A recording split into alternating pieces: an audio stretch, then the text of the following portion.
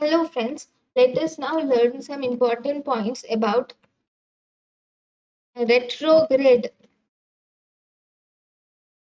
pyeloureterography.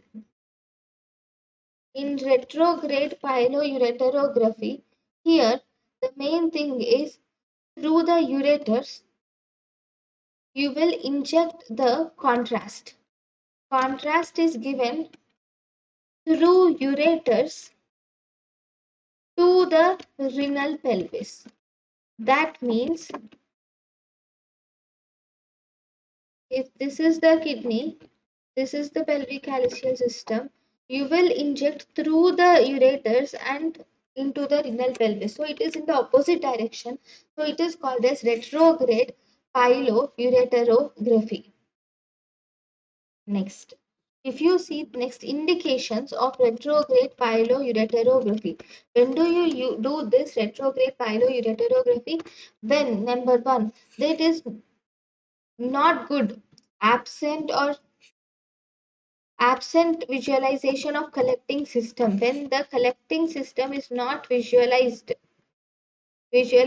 of collecting system, if it is not visualized by you doing an intravenous urography, that means for the patient you have done an intravenous urogram but still the collecting system is not visualized, then you can do this retrograde pyeloureterography to know where the site of obstruction is.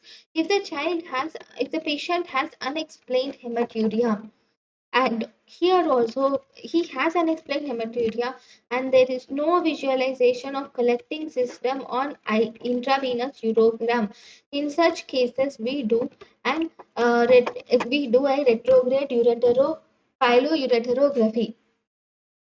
Then, in order to evaluate the intraureteral or intrapelvic filling defects, if there is any intraureteral or intrapelvic filling defects which are seen on intravenous urography, you have done an intravenous urography and you have visualized the intraureteral or intrapelvic filling defects which are present and you wanted to evaluate them, then you can do this retrograde pyelography.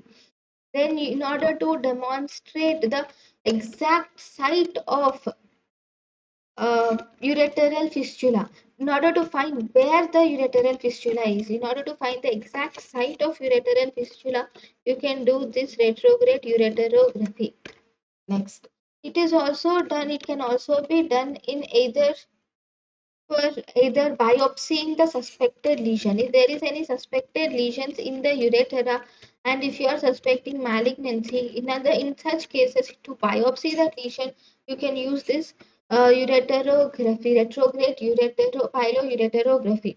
Now, for evaluation of collecting system, also you can give, and if for evaluation of collecting system, especially if patient cannot receive IV injection or IV contrast, cannot receive IV contrast due to any reason, either due to allergy or any reason, if the patient cannot receive this IV contrast, in such cases, in order to evaluate the collecting system, you can use this retrograde pyeloureterography.